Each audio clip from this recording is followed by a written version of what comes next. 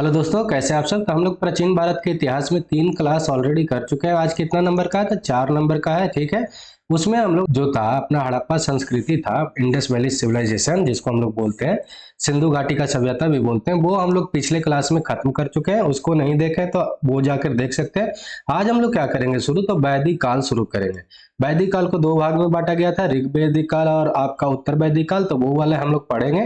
ठीक है, तो चलिए, वीडियो अच्छा लगेगा तो लाइक करिएगा, कमेंट करिएगा, शेयर करिएगा, सब्सक्राइब करके बेल आइकन को दबा के रखिएगा ताकि आपके पास नोटिफिकेशन टाइम टू टाइम पहुंचता रहे। तो वैदिक काल में हम लोग ऋग वैदिक काल और उत्तर वैदिक काल पढ़ने से पहले हम लोग सबसे पहले वेदों की जानकारी ले लेंगे। मतलब कि वेद से भी क्वेश्चन बनते रहता है, ऋग्वेद से थोड़ा थोड़ा क्वेश्चन बनाता है, सामवेद से, यजुर्वेद से, अथर्ववेद से। हम लोग के पास 4 वेद है, इतना बात आपको याद रखना है। ठीक है, आरण्य से भी क्वेश्चन बनता है, उपनिषद से भी क्वेश्चन बनता है, वेदांग से बनता है, स्मृति ग्रंथ से बनता है, महाभारत से कुछ पूछ लेता है, आपका रामायण से कुछ कुछ पूछ लेता है। तो ये सब आज हम लोग क्या करेंगे कि देख लेंगे, और उसके बाद क्या है कि उत्तर वैदिक काल और ऋग वैदिक काल हम लोग पढ़ लेंगे। ठीक है, क्योंकि ये सब की जानकारी रहेगा तभी हम लोग को वो भी समझने में आएगा। ठीक, तो चलिए हम लोग सबसे पहले पढ़ते हैं वैदिक काल के जो है वेदों के बारे में। तो वैदिक काल की जानकारी जो है वेदों से प्राप्त होता है, इसीलिए इसको वैदिक काल भी नाम दिया गया है। और ब्राह्मण साहित्य में जो है आपका वेद जो है सबसे ज्यादा पुराना है। वेद का अगर आपसे पूछे कि शाब्दिक अर्थ क्या होता है, तो आपका जानना इसका अर्थ होता है। ठीक है, वैदिक संस्कृति का संस्थापक कौन थे? तो आर्य लोग थे। अगर आपसे पूछे कि आर्य लोग अभी कौन है, तो नॉर्थ इंडिया में जो है आर्य लोग है और साउथ इंडिया में जो है द्रविड़ लोग रहते हैं। ठीक, ये बात आपको याद रखना है। मूल निवासी जो साउथ इंडिया का है ना, जो वो द्रविड़ है, और हम लोग का जो नॉर्थ इंडिया में है वो लोग क्या है कि आर्य लोग है। आर्य जो है शब्द है वो किस भाषा से लिया गया है? तो संस्कृत भाषा से लिया गया है। और आर्य का मतलब होता है श्रेष्ठ, अभिजात मतलब कि एलीट होता है वो, और स्वतंत्र। ठीक है, ये बात आपको याद रखना है। ठीक है, आर्य का क्या है कि मतलब क्या होता है, पूछ सकता है कोई, तो श्रेष्ठ होता है, अभिजात होता है, स्वतंत्र, ऐसा होता है, ये ध्यान में रखना है। ठीक है, वैदिक संस्कृति जो था कैसा था? तो ग्रामीण संस्कृति था। आपसे ये क्वेश्चन हमेशा बना लेता है, उलट कर दे देता है कि हड़प्पा संस्कृति जो था नगरीय संस्कृति था। ठीक है, वहां पे क्या कर देता है आपका ग्रामीण संस्कृति, और वैदिक संस्कृति ग्रामीण संस्कृति था, यहाँ पे क्या कर देता है नगरीय संस्कृति। तो आपका वैदिक संस्कृति जो था क्या था? तो ग्रामीण संस्कृति था। लेकिन हड़प्पा संस्कृति जो था वो था आपका नगरीय संस्कृति था। ये ध्यान में रखना है। इतना आगे हम लोग देखते हैं तो क्या है कि आर्य जो था आर्य लोग जो थे उनको लिपि का कोई जानकारी नहीं था। लिपि के होने के कारण क्या होता है कि कोई भी चीज अगर आप दिमाग में सोचते हैं तो उसको लिख सकते हैं। अगर आपके पास कोई लिपि नहीं है तो आप लिख नहीं सकते हैं। ठीक है, जैसे कि अभी हम लोग हिंदी में जो लिखते हैं देवनागरी लिपि में लिखते हैं, इंग्लिश में लिखते हैं तो रोमन लिपि का यूज करते हैं। अगर आपके पास देखते होंगे कि बहुत सारे लोग हैं अगर पढ़े लिखे नहीं है तो वो बोल तो लेते हैं लेकिन कुछ लिख नहीं पाते, मतलब उनको लिपि की जानकारी नहीं है। ठीक है, ये ध्यान में रखना है। तो चलिए हम लोग देखते हैं तो क्या होता है कि आर्य लोग को भी क्या था कि लिपि की जानकारी न होने के कारण जो वेद था ना वो कैसे आगे बढ़ता था, तो पीढ़ी दर पीढ़ी वो सुन सुनकर आगे पहुंचाया जाता था। मतलब कि पहले बाप सुने, फिर बेटा को, फिर वो अपने बेटे को, फिर वो अपने बेटे को, पीढ़ी दर पीढ़ी सुनाकर उसको क्या किया जाता था, विकसित किया जाता था या पहुंचाया जाता था। इसलिए इसको क्या बोलते हैं, वेदों को हम लोग श्रुति भी कहा जाता है। ये ध्यान में रखना है। संपूर्ण वैदिक जो है आपको 2 भागों में क्या किया गया है, बांटा गया है। एक तो श्रुति साहित्य में और दूसरा जो है स्मृति साहित्य में। श्रुति साहित्य क्या होता है, जो सुनकर जो आगे बढ़ा था उसको, और स्मृति साहित्य जिसको क्या किया गया, लास्टली लिख दिया गया था, लिखा हुआ वाला।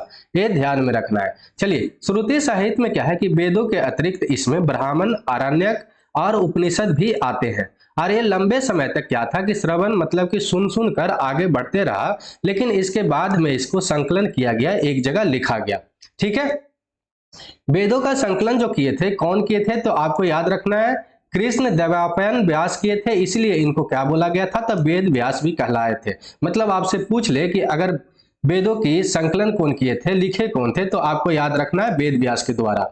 ठीक, इतना कम से कम याद रखना है। स्मृति साहित्य जो था मनुष्यों द्वारा क्या किया गया है, रचित किया गया है, और इसमें वेदांग, सूत्र और ग्रंथ इसमें शामिल है। स्मृति साहित्य में अगर पूछे कि क्या क्या शामिल होता है, तो वेदांग शामिल होता है, सूत्र शामिल होता है और ग्रंथ शामिल होता है। श्रुति साहित्य में अगर पूछे कि क्या क्या शामिल होता है, तो आपका ब्राह्मण, आरण्य और साथ ही साथ उपनिषद शामिल होता है। ठीक है, चलिए आगे हम लोग देखते हैं तो क्या है कि वेद के बारे में हम लोग देखते हैं। तो वेद जो अपने पास है कितने हैं, तो 4 है। ठीक, कौन कौन है, तो ऋग्वेद है, सामवेद है, यजुर्वेद है और अथर्ववेद है। ठीक है, और इसके बारे में हम लोग बारी बारी से देखेंगे। तो ऋग्वेद के बारे में अब हम लोग सबसे पहले पढ़ते हैं। तो ऋग्वेद में टोटल मंडल कितना है, ये पूछते रहता है हमेशा। तो 10 मंडल है, ठीक। और इसमें आपसे पूछ ले कि सूक्त कितने हैं, तो सूक्त इसमें 1028 है। ऋचाएं कितने हैं, जिसको हम लोग मंत्र भी बोलते हैं, तो ऋचाएं या मंत्र लिखा हो तो वो कितने हैं, तो 10,580 है। लेकिन 118 को क्या है कि दोहराए गए हैं, इसीलिए इसमें टोटल जो ऋचाएं या मंत्र कितने हैं, तो आपको याद रखना 10,462, ठीक है। 118 इतना में से आप घटाइएगा तो 10,462 ही आएगा, ठीक। ऋग्वेद के मंत्रों का उच्चारण जो होता है क्या चीज के द्वारा किया जाता है, तो होत्री या होता के द्वारा किया जाता था। और दूसरे से 7वें मंडल तक प्राचीन मंडल या वंश मंडल इसको कहा जाता है। दूसरे से जो 7वें मंडल है वो प्राचीन या मूल ऋग्वेद उसको कह सकते हैं। और बाकी का जो इसमें मंडल है वो क्या है कि बाद में इसको संकलित किया गया था, बाद में इसमें जोड़ा गया था, ठीक है। कृषि से संबंधित जानकारी कहां से मिलता है, तो चौथे मंडल से मिलता है। ये सब क्वेश्चन पूछते रहता है कि किस मंडल से क्या चीज की प्राप्ति हुआ है, तो कृषि का जो संबंधित है जानकारी कहां से मिला, तो आपका चौथे मंडल से मिला है, ठीक है। गायत्री मंत्र जो है इसकी जानकारी कहां से मिलता है, तो आपका ऋग्वेद के तीसरे मंडल से मिलता है। सबसे पहले तो यही पूछ लेता है कि गायत्री मंत्र किस वेद में है, तो आपको याद रखना है कि ऋग्वेद में है। किस मंडल में है, तो आपका तीसरे मंडल में है। और ये किनके द्वारा रचना किया गया था, तो विश्वामित्र के द्वारा इसका रचना किया गया था, ठीक। 7वां जो मंडल है वरुण देव को लिए समर्पित है। और 9वां जो मंडल है उसमें सोम के वर्णन मिलता है, ये ध्यान में रखना है, ठीक है। विशुद्धि कुछ महिलाएं थे, विशुद्धि महिलाएं जो थे ना कि कुछ ऋचाओं के क्या किए थे कि रचना किए थे। इसमें 10,000 से भी ज्यादा मंत्र हैं, उसकी कुछ रचना कौन किए थे, तो महिलाओं किए थे। उन्हीं को हम लोग विशुद्धि महिलाएं भी कहते हैं। तो ये कौन थे, इनका नाम क्या था, ये भी आपको याद रख सकते हैं। तो लोपामुद्रा थे, सिक्ता थे, अपाला और घोषा आदि ये सब जो थे कुछ महिलाएं थे जो क्या किए थे, ऋचाओं की रचना किए थे ऋग्वेद का। इसीलिए ऋग्वेद में इन महिलाओं को क्या कहा गया है, तो ब्राह्मण वादमी कहा गया है। ये ध्यान में रखना है, ब्राह्मण वादनी कहा गया है, ठीक है। चलिए आगे हम लोग देखते हैं कि 10वें जो मंडल है वो था जो बाद में इसमें जोड़ा गया था।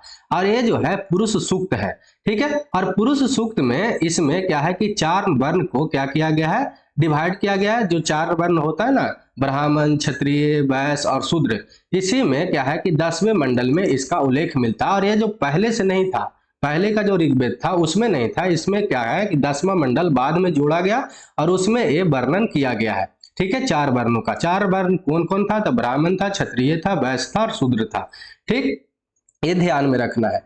इत्रेय जो था, इत्रेय और कौशिकी ऋग्वेद के क्या है, ब्राह्मण ग्रंथ है, ये ध्यान में रख सकते हैं। और इत्रेय ब्राह्मण में क्या है कि जनपद और राजस्व यज्ञ का उल्लेख मिलता है आपका, ठीक है। ऋग्वेद में यमुना नदी का क्या है कि 3 बार उल्लेख मिलता है और गंगा नदी का उल्लेख 1 बार ही सिर्फ मिलता है, ये ध्यान में रखना है, ठीक। चलिए आगे हम लोग देखते हैं कि ऋग्वेद में जो है सोमरस का सर्वाधिक वर्णन है। सोमरस एक तरह से आप अभी का लिए अभी शराब देखे ना, उसी को आप समझ सकते हैं। पहले सोमरस जो था शराब का ही इक्वल था, ठीक है। तो सोमरस का जो वर्णन है सर्वाधिक ऋग्वेद में किया गया है। और तथा इंद्र को ऋग्वेद में क्या कहा गया है, तो पुरंदर कहा गया है। पुरंदर का मतलब क्या होता है, तो किला तोड़ने वाला, ये ध्यान में आपको रखना है। आयुर्वेद जो है ऋग्वेद का क्या है, तो उपवेद है, ठीक है। चलिए ऋग्वेद में पुरुष देवताओं की क्या है कि प्रधानता। हम लोग जानते हैं कि हड़प्पा संस्कृति था, इंडस वैली जो सिविलाइजेशन था, उसमें मातृत्व सत्तात्मक था, मतलब कि उसमें लेडीज का ज्यादा भूमिका था, ठीक है। लेकिन उत्तर वैदिक काल आपका जो है ऋग्वैदिक काल जब आया तो धीरे धीरे इसमें क्या हुआ कि पुरुष लोग के प्रधानता होने लगा, मतलब कि जो पुरुष लोग जो थे उसमें अपना आधिपत्य दिखाने लगे थे, ठीक है। ये बात आपको ध्यान में रखना। और इसी कारण से इसमें ऋग्वेद में क्या होता है कि पुरुष देवताओं की प्रधानता भी देखा जाता है। और जो सबसे ज्यादा ऋग्वेद में देवताओं का वर्णन जो किया गया है इंद्र देव का किया गया है, जो 250 बार है, 250 बार, ठीक है। और उसके बाद अग्नि का जो हुआ है कितने बार हुआ है, तो आपका 200 बार इसमें वर्णन किया गया है। वेदों के कई शाखाएं हैं, लेकिन सकाल एक क्या है कि शाखा है जो ऋग्वेद से जुड़ी है, जो एकमात्र जीवित शाखा है। जीवित शाखा का मतलब क्या होता है कि इसमें कुछ चेंज होते रहता है। चेंज कोई आदमी करता है ऐसा नहीं समझिएगा कि ये खुद से हो रहा है। जैसे कि अपना जो संविधान है, कॉन्स्टिट्यूशन है, उसको भी हम लोग लिविंग थिंग मानते हैं, मतलब कि ये डे बाय डे इसमें कुछ चेंज होते रहेगा, जिस तरह से नियम बनते रहेगा उस अनुसार से, ठीक है। पाणिनि के अनुसार से कितना शाखाएं ऋग्वेद के माने गए हैं? तो 21 शाखाएं माने गए हैं पाणिनि के अनुसार से, ये भी आपको याद रखना है। चलिए आगे हम लोग पढ़ते हैं सामवेद के बारे में। सामवेद जो है गाई जाने वाली क्या है? ऋचाओं की संकलन है, ठीक है। जिनके पुरोहित कौन थे? तो उद्गाता कहलाते हैं। जो इनका पुरोहित होते हैं ना, उनको क्या कहा जाता है? तो उद्गाता कहा जाता है। और सामवेद में ही 7 स्वरों का जानकारी भी मिलता है सबसे पहले, इसीलिए इसको भारतीय संगीत का भी जनक कहते हैं। हम लोग जैसे कि अभी कोई भी गाना बनाते हैं तो जानते हैं कि 7 स्वरों का क्या होता है, उसमें संकलन होता है। और सबसे पहले जो है 7 स्वरों की जो जानकारी मिलता है आपका सामवेद में मिलता है, इसलिए इसको सामवेद को भारतीय संगीत का जनक भी हम लोग कहते हैं। आपका गंधर्व वेद है जो क्या है कि सामवेद का उपवेद है, ठीक है, ये ध्यान में रखना है। सामवेद में कुल मंत्रों की संख्या जो है आपका 1500 क्या है कि 49 इसमें कुल मंत्रों की संख्या है। लेकिन इसमें से जो ओरिजिनल मंत्र है ना आपका 75 ही है, बाकी के बाकी क्या किया गया है कि ऋग्वेद से ही इसमें छाप दिया गया है, ये आप कह सकते हैं। शेष जो है ना 75 को छोड़कर, 75 को छोड़कर बाकी सारा कहां से लिया गया है? तो आपका ऋग्वेद से ही लिया गया है। पंचभीष और तांडे जो है सामवेद का क्या है? ब्राह्मण ग्रंथ है। कैमूत है, रामायणीय है, जमानीय, अथवा इसको क्या बोल सकते हैं? तलवाकर जो बोलते हैं, ये सामवेद का क्या है? तो आपका शाखाएं हैं, ये बात आपको ध्यान में रखना है। चलिए आगे हम लोग देखते हैं यजुर्वेद के बारे में। तो यजुर्वेद में क्या है? अनुष्ठानों और कर्मकांडों और यज्ञ संबंधी मंत्रों का क्या है कि इसमें संकलन किया गया है। किसका किसका संकलन किया गया था? अनुष्ठानों, कर्मकांडों और यज्ञ के संबंधी मंत्रों का इसमें संकलन किया गया है। और इसमें इनके पुरोहित को क्या बोलते हैं? तो अथर्वयु बोलते हैं। अथर्वयु का मतलब ही क्या होता है? जो यजुर्वेद का मानने वाले या यजुर्वेद के जो पुरोहित होते हैं उनको हम लोग अथर्वयु बोलते हैं, ये बात आपको ध्यान में रखना है। आपका यजुर्वेद है ना वो गद्य में भी लिखा हुआ है और पद में भी लिखा हुआ है। गद्य और पद का मतलब क्या होता है? गद्य जो होता है आपका कहानी की तरह लिखा होता है, और पद जो होता है आपका कविता की तरह, पोएम की तरह लिखा होता है, ये बात आपको याद रखना है। तथा इसके क्या है कि यजुर्वेद का क्या है? 2 उपभाग भी है।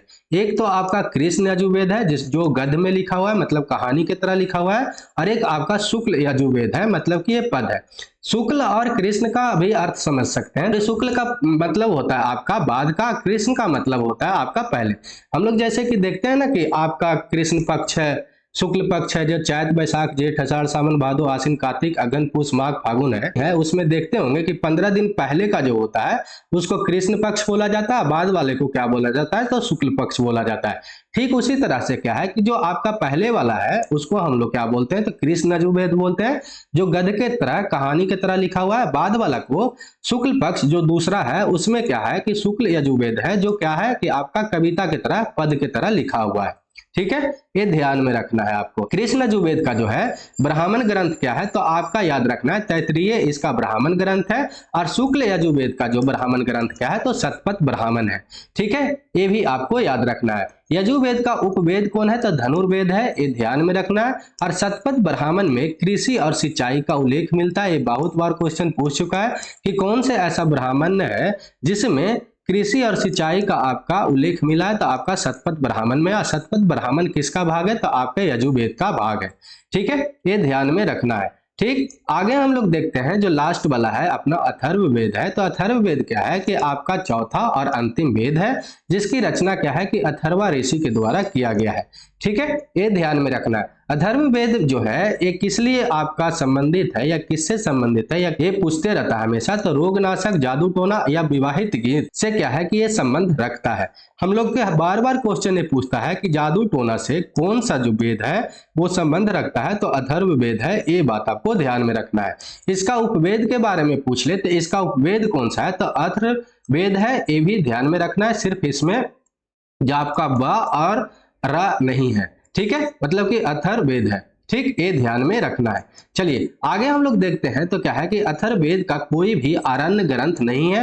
ये भी क्वेश्चन आपका पूछा हुआ है कि कौन ऐसा वेद है जिसका आरण्य ग्रंथ नहीं है। तो आरण्यक ग्रंथ किसका नहीं है? तो आपको याद रखना कि अथर्ववेद का कोई भी आरण्यक ग्रंथ नहीं है।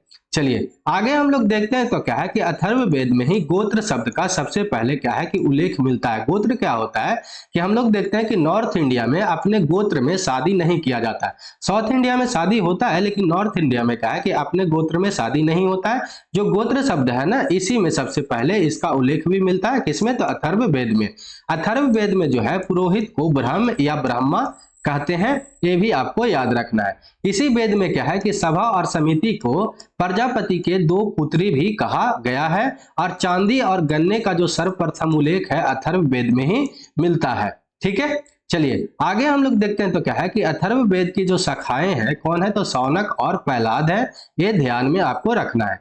आगे हम लोग इसके बाद हम लोग जो पढ़ते हैं वेदों के बाद हम लोग पढ़ लेते हैं आरण्यक के बारे में, और फिर क्या पढ़ लेंगे महाभारत और अपना जो बाकी है उपनिषद और रामायण के बारे में, उसके बारे में भी हम लोग देख लेंगे। तो आरण्यक के बारे में पढ़ते हैं तो क्या है कि आरण्यक का जो संकलन हुआ था ना, ये इसका रचना हुआ था कहाँ पे हुआ था, जंगल में हुआ था। और जंगलों में इनका रचना कौन किए थे, तो ऋषियों ने किए थे, इसी के कारण इसको आरण्यक कहा गया है। इसमें जो है दार्शनिक रहस्यों का परिपूर्ण है, ये बात ध्यान में रखना है। और आरण्यक की जो संख्या कितना है, तो 7 है, मतलब कि 7 इसकी कुल संख्या है।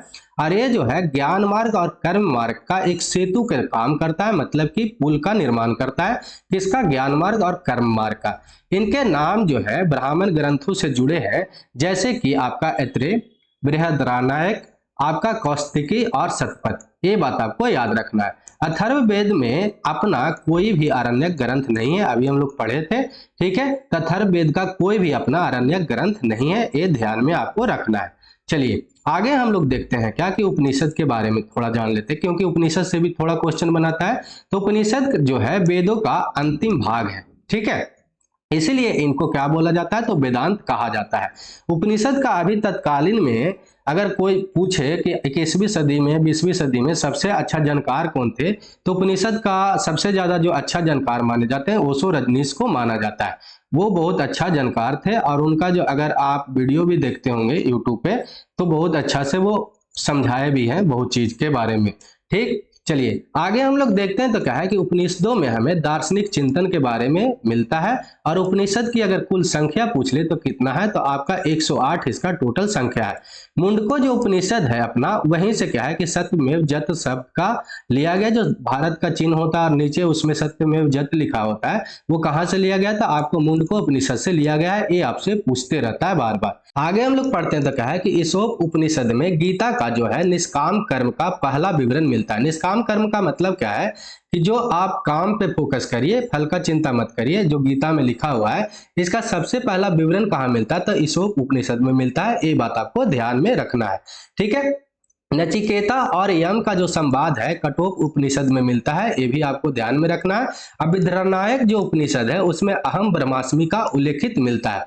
अहम ब्रह्मास्मि का मतलब क्या होता है, तो मतलब इसका होता है कि मैं जो हूँ सब कुछ जानने वाला हूँ, मैं ही सब कुछ जानता हूँ, ऐसा होता है। ये बात आपको ध्यान में रखना है। जो कहाँ से मिलता है, तो बृहद्रनायक उपनिषद से इसका जानकारी मिलता है। किसमें इसका कौन सी जानकारी मिलता है, तो अहम ब्रह्मास्मि का। ठीक है, बृहद्रनायक उपनिषद जो है इसमें पुनर्जन्म का सिद्धांत और इसमें याज्ञवल्क्य और गार्गी का संवाद का भी वर्णन देखा गया है। ठीक है, चलिए आगे हम लोग जो इसमें पढ़ते हैं तो क्या है कि श्वेताश्वतर उपनिषद में सर्वप्रथम शक्ति शब्द का उल्लेख है, ये आपको ध्यान में रखना है। आगे हम लोग पढ़ते हैं वेदांग के बारे में। तो वेदांग का मतलब क्या होता है, वैदिक मूल ग्रंथ जो है ना, उसको समझने के लिए जिस चीज का उपयोग करते हैं उसको हम लोग क्या बोलते हैं, तो वेदांग बोलते हैं। अर्थात कि वेद के अंगभूत शास्त्रों को रचना जो किया गया है उसको हम लोग को समझने के लिए जिस चीज का यूज किया जाता है वो क्या है कि वेदांग है। एक तरह से आपको याद रखना है। ये वेदांग में क्या होता है कि हम लोग क्या क्या चीज की इसमें जानकारी लेते हैं, तो वेदांग में शिक्षा, उच्चारण के विधि हम लोग लेते हैं।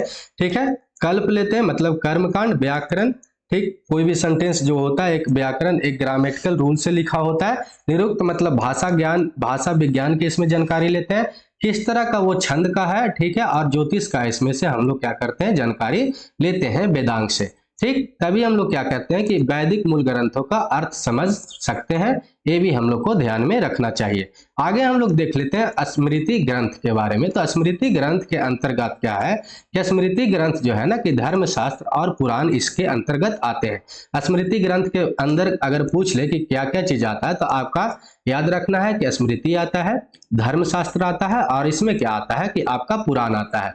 ये जो है एक हिंदू धर्म का क्या है कि कानून ग्रंथ भी इसको हम लोग कहते हैं। सबसे पहले हम लोग देखे होंगे कि मनुस्मृति में बहुत सारा चीज लिखा हुआ है, और मनुस्मृति के कारण ही अभी जो है आपका स्वर्ण वर्ग है और जो SC ST वाले वर्ग है उसमें क्या होता है कि हमेशा कटुता बना हुआ रहता है। ठीक है, ये बात भी आपको ध्यान में रखना चाहिए। और ये जो है सबसे प्राचीन स्मृति ग्रंथ है, कौन सा? तो आपका मनुस्मृति। मनुस्मृति को टीका लिखने वाले कुछ विद्वान थे, उनका नाम क्या है? तो मेघातिथि है, गोविंद राज है, भरूची है, अक्लुक भट्ट है। ये बात भी आपको ध्यान में रखना चाहिए। दूसरा हम लोग देखते हैं याज्ञवल्क्य स्मृति के बारे में। तो इसके जो भाष्यकार कौन है? तो आपका विज्ञानेश्वर है, रार्क है और विश्वरूप है। ठीक, इतना आपको ध्यान में रखना है, इससे ज्यादा कुछ भी नहीं। चलिए आगे हम लोग पढ़ते हैं महाभारत के बारे में। तो महाभारत का जो कृति है कौन रचनाकार किए हैं? तो आपको व्यास किए हैं, जिसमें इसका कुल पर्वों के बारे में पूछे तो कितना है? तो 18 है। प्रारंभ में इसमें कितना 8800 श्लोक थे केवल, जिसका नाम क्या था? तो जय संहिता था। बाद में इसका श्लोकों की संख्या बढ़कर 24,000 हो गया, जिसका क्या बोला गया? तो उसको भारत बोला गया, भारत नाम से प्रसिद्ध हुआ। और बाद में इसमें लास्टली क्या हुआ? इसमें कि 1,00,000 श्लोक हो गया, जिसको हम लोग क्या बोले? तो महाभारत बोले। ये बात आपको याद रखना है। आगे हम लोग देखते हैं रामायण के बारे में। तो रामायण की जो रचना हुआ है कौन किए हैं? तो आपको वाल्मीकि किए हैं। मूलतः इसमें कितना श्लोक था प्रारंभ में? तो 6,000 था, बढ़कर उसके बाद क्या हुआ कि 12,000 हो गया, और लास्टली इसमें कितने श्लोक हो गए? तो 24,000 हो गए थे। ये भी बात आपको ध्यान में रखना है। ठीक, आगे हम लोग देख लेते हैं पुराण से। पुराण से भी कुछ कुछ क्वेश्चन बनते रहता है। तो पुराणों की संख्या कितना है? तो आपको 18 है, ये ध्यान में रखना है। ठीक, आरण्यक की संख्या कितना है? तो 7 है, ये पूछते रहता है हमेशा। और दूसरा बात याद क्या रखना है कि आपका उपनिषदों की संख्या कितना है? तो 108 है। ठीक है, वेदों की संख्या कितना है? तो 4 है। ये सब याद रखना। और साथ ही साथ अब हम लोग देखते हैं इसमें कि इनका जो संकलन कब हुआ था? तो गुप्त काल में संकलन हुआ था। किसका? पुराण का। पुराण में ही क्या है कि ऐतिहासिक वंशावली भी मिलती है। मत्स्य पुराण, वायु पुराण, विष्णु पुराण, शिव पुराण, ब्रह्मांड पुराण और भागवत पुराण, एक क्या है कि महत्वपूर्ण कुछ पुराण है। ठीक है, और विष्णु के 10 अवतार जो है ना आपका मत्स्य पुराण से प्राप्त होता है, जो सबसे क्या है कि प्राचीन पुराण है। सबसे प्राचीन पुराण कौन सा है? तो आपका मत्स्य पुराण है। ये भी बात आपको याद रखना है। आगे हम लोग देखते हैं कुछ सूत्र के बारे में। तो 4 हम लोग के पास क्या था कि प्रमुख सूत्र था, जो इस प्रकार है। एक है गृह सूत्र। इसमें क्या है कि घर के जो अनुष्ठान है, घर का जो काम होता है, इसमें विधि विधान इसका दिया गया, जैसे कि जात कर्म, नामकरण, उपनयन, विवाह, श्राद्ध, घरेलू पारिवारिक अनुष्ठानों का विधि विधान इसमें दिया गया है। दूसरा था क्या था कि स्रोत सूत्र था। इसमें क्या है कि राजाओं द्वारा अनुष्ठेय सार्वजनिक यज्ञों के विधि विधान इसमें दिए गए हैं।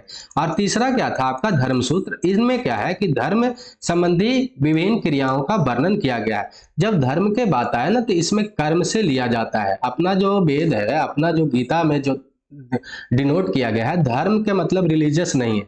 धर्म जहां पर लिखा होगा वहां पे कर्म समझिएगा। और अपना जो धर्म मतलब जो रिलीजियस जो वर्ड है उसके जगह के लिए, उसके लिए क्या है कि पंथ का उपयोग किया जाता है। ये बात आपको याद रखना है, पंथ का।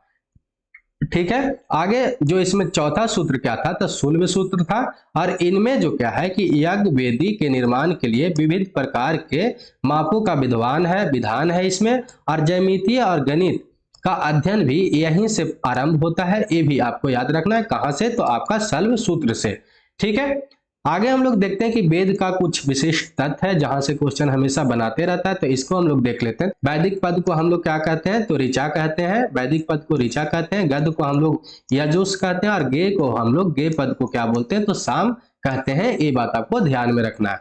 व्याकरणचार्य जो थे पाणिनि जो थे, व्याकरण का बहुत बड़ा जानकारी थे। उनके अनुसार से क्या है कि ऋग्वेद की शाखाएं कितना है? तो 21 है। ठीक है, ऐतरेय ब्राह्मण में क्या है कि राजा को विस्मता कहा गया है। विस्मता का मतलब क्या होता है कि कर लेने वाला, टैक्स लेने वाला। जैसे अभी गवर्नमेंट का हम लोग टैक्स देते हैं, ठीक उसी तरीका से। ठीक है, मत्स्य पुराण में सतवाहन वंश का वर्णन किया गया है। और विष्णु पुराण में आपका मौर्य वंश की वर्णन मिलता है। और वायु पुराण में जो है गुप्त वंश के वर्णन मिलता है। ठीक है, चलिए आगे हम लोग देखते हैं। तो क्या है कि वेद त्रयी है, इसमें जो है क्या क्या शामिल है? तो वेद त्रयी में ऋग्वेद, सामवेद, यजुर्वेद इसमें शामिल है। मतलब कि इसमें अथर्ववेद जो है इसमें शामिल नहीं है। ये क्वेश्चन पूछा हुआ है। ठीक है, आगे हम लोग देखते हैं। तो क्या है कि प्रस्थान त्रयी जो है इसमें ब्रह्मसूत्र, भागवत गीता और उपनिषद शामिल है। तो चलिए आज के लिए इतना ही। आगे जो हम लोग क्या पढ़ेंगे कि जो ऋग वैदिक काल और उत्तर वैदिक काल है उसको हम लोग पढ़कर दो धर्म जो है 6ठी शताब्दी में बहुत ज्यादा इंपॉर्टेंट था, अपना जैन धर्म और बौद्ध धर्म, उसको पढ़ेंगे और मगध में एंट्री कर जाएंगे। चलिए आज के लिए इतना ही। वीडियो अच्छा लगा है तो लाइक करिएगा, कमेंट करिएगा, शेयर करके सब्सक्राइब करके बेल आइकन को दबा के रखिएगा। जय हिंद, जय भारत।